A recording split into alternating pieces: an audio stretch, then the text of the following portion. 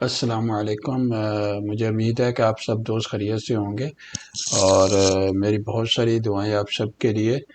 अच्छा, आज जो ना वो हम बात करेंगे कि अगर फ़र्ज़ करें कोई बीम कोऑर्डिनेटर है और इसे मूव करना है बीम मैनेजर की पोजीशन पे, तो उसके लिए कौन सी ज़रूरी चीज़ें होती हैं जो वो सीखे ताकि वो उस पोजीशन पे जा सके।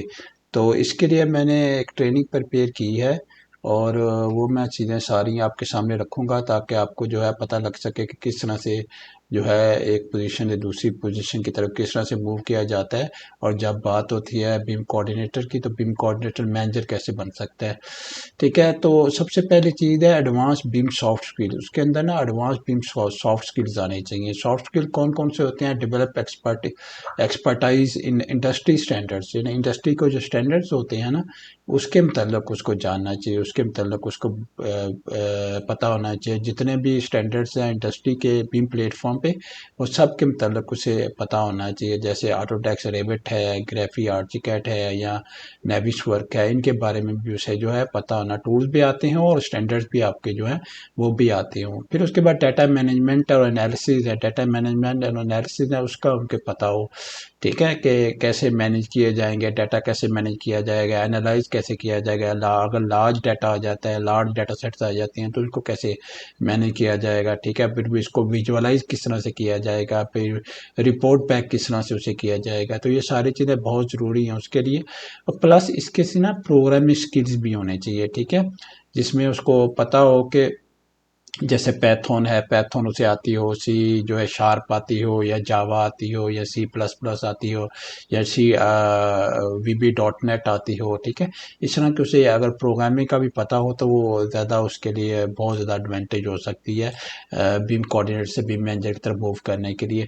उसमें सॉफ्ट स्किल्स की अगर बात करें तो उसमें लीडरशिप एंड मेंटरिंग होती है। जब लीडरशिप स्किल्स उसके अंदर होनी चाहिए, मेंटरिंग उसके अंदर होनी चाहिए। ठीक है, develop leadership skills to guide and mentor junior team members।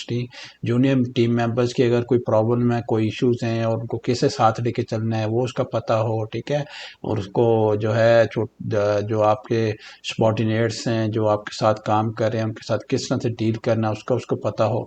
Communication and collaboration, यानी कम्युनिकेशन और कोलाब्रेशन किस तरह से होगी वो उसका जो है पता हो। और डिफरेंट टीम जो होती हैं, मल्टी डिसिप्लिन टीम जो काम कर रही हैं, उनके दरमियान किस तरह से कोलाब्रेशन होगी, कम्युनिकेशन किस तरह से होगी, उन चीज़ों को उसको पता होना चाहिए। ठीक है, तीसरा है प्रॉब्लम सॉल्विंग अडेप्टेबिलिटी।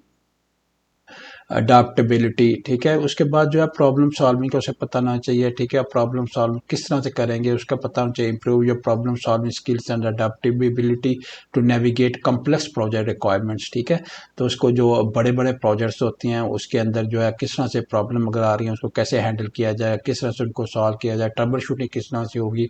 अगर कोई प्रोग्रामिंग के थ्रू कोई प्रोग्राम लिखना है तो वो जो है फ़ौरन लिखा जा सके ताकि उसकी हेल्प हो सके प्रोजेक्ट के अंदर। ठीक है, तो ये सारी चीज़ें उसको ना आनी चाहिए किसी भी कोऑर्डिनेटर को।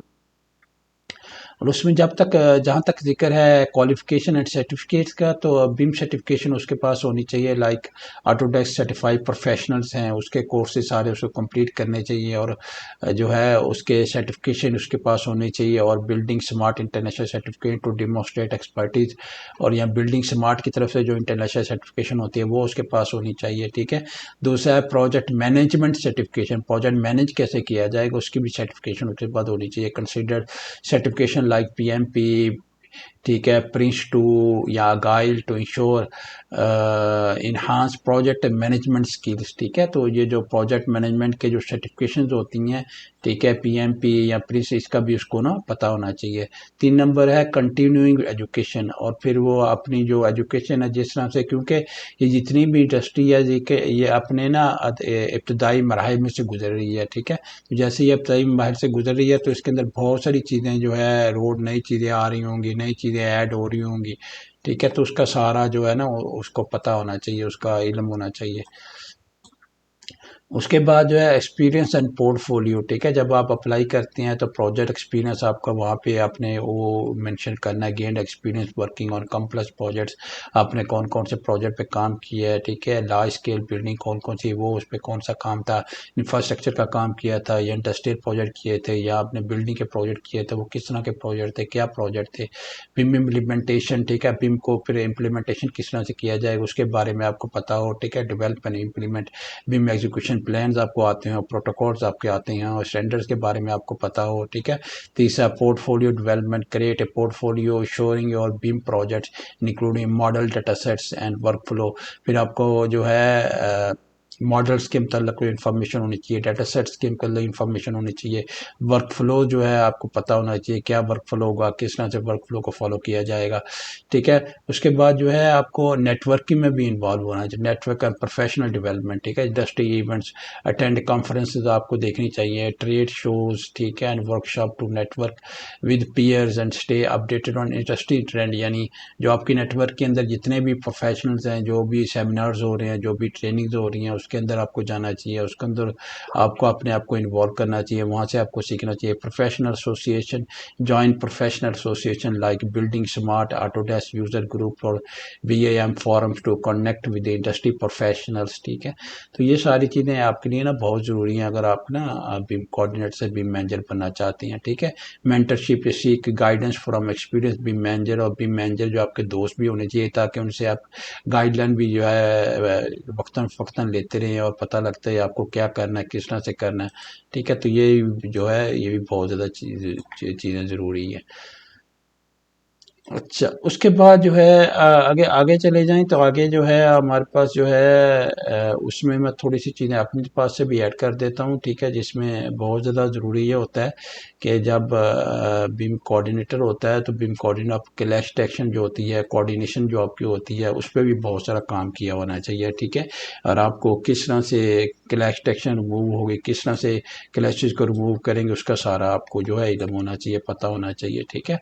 और उनकी रिपोर्ट किस तरह से जनरेट होंगी, रिपोर्ट आपको जनरेट करके देनी चाहिए। फिर उसके बाद कितने भी फाइल एक्सट्रैक्शन फॉर्मेट हैं जो आपके डिलीवरेबल्स होती हैं, डिलीवरेबल के अंदर जो है DXF आ रहा है आपके पास, PDF आ रहा है आपके पास, NWD आ रहा है, NWC आ रहा है, इन सारी फाइलों के मतलब इन चीज़ों के मतलब आपको पता होना चाहिए, ठीक है। तो आपको जो है इतनी इंफॉर्मेशन होनी चाहिए, ठीक है, कि आप एक प्रोजेक्ट को बड़ी अच्छे तरीके से कैरी आउट करके उसको मुकम्मल करवा सकें।